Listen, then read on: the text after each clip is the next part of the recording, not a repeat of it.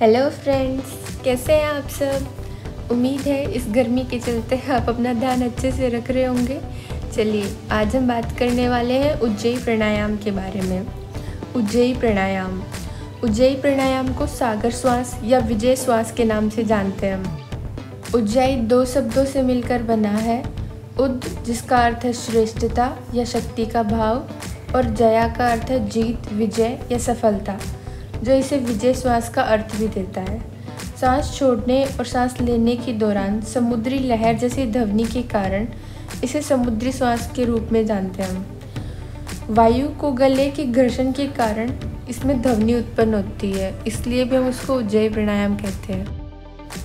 सबसे पहले पद्मासन, कमल मुद्रा जैसी योग मुद्रा में अपनी आंखें बंद करके और अपनी पीठ सीधी करके बैठेंगे। पद्मासन अपने पैरों से लगाएंगे और मुद्रा हम अपने हाथों से लगाएंगे। पीठ सीधी करके आंखें बंद करके हम ध्यान मुद्रा में बैठ जाएंगे। दोनों नासिकाओं से धीरे धीरे लंबी गहरी सांस लेंगे। सांस लेते समय गले को सिकोड़ने की कोशिश करेंगे, मतलब कि हम जालंधर बंद लगाएंगे और अपने गले में हवा के स्पर्श को महसूस करेंगे कि कैसे हवा अंदर तक भर रही है। ध्यान रखें कि हवा नाक के अंदर ना छुए, नहीं तो नाक में प्रॉब्लम हो सकती है। कंठ से उदर तक के भाग को वायु से पूर्ण करने के बाद जालंधर बंद लगाने के बाद नियम पूर्वक कुंभक करेंगे। उसके पश्चात ईड़ा मतलब कि वाम मतलब कि जो बाईं नासारंध्र जो होता है हमारा, उससे हम रेचक करेंगे, श्वास को छोड़ देंगे। सांस छोड़ते समय हम जैसी ध्वनि को उत्पन्न करने का प्रयास करेंगे। प्रारंभ में 10 प्राणायाम करेंगे हम। अभ्यास के बाद 10-10 बढ़ाते हुए हम 250 तक की कर सकते हैं, 250 तक। क्या आप जानते हैं कि उज्जयी प्राणायाम से फुसफुसाहट जैसी ध्वनि उत्पन्न होती है? एक बार करके देखिए और जानिए होती भी है कि नहीं होती।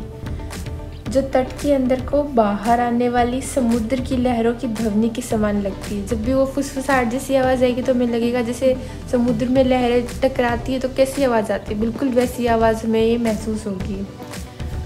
चलिए, अब हम जानेंगे कि उज्जयी प्राणायाम के क्या लाभ होते हैं। उज्जयी प्राणायाम आवाज़ की गुणवत्ता में सुधार करने में मदद करता है।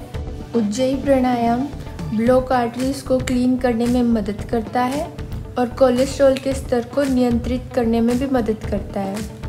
यह हार्ट अटैक के खतरे को कम करने में सहायक होता है।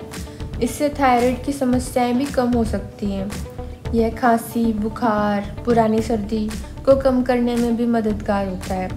इससे बच्चों में तुतलाने की समस्या में भी सुधार हो सकता है।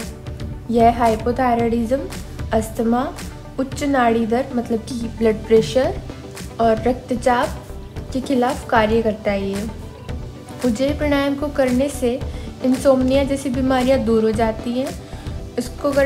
इसके अभ्यास करने से व्यक्तियों का मन शांत होता है, सुख का अनुभव होता है, जिससे अधिक आरामदायक और शांतिपूर्ण नींद आती है।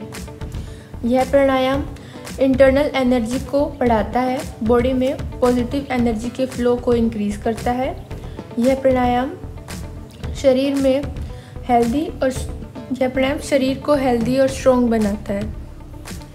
उज्जयी प्राणायाम किन लोगों को नहीं करना चाहिए और इससे रखने वाली सावधानियों के बारे में अभी हम जानेंगे। चलिए जानते हैं। इंट्रोवर्ट पीपल को मतलब कि अंतर्मुखी जो लोग होते हैं, उनको उज्जयी प्राणायाम करने से बचना चाहिए। वर्टेब्रल स्पॉन्डिलाइटिस की स्लिप डिस्क में विक्टिम लोगों को इस स्थिति में सावधान रहना चाहिए।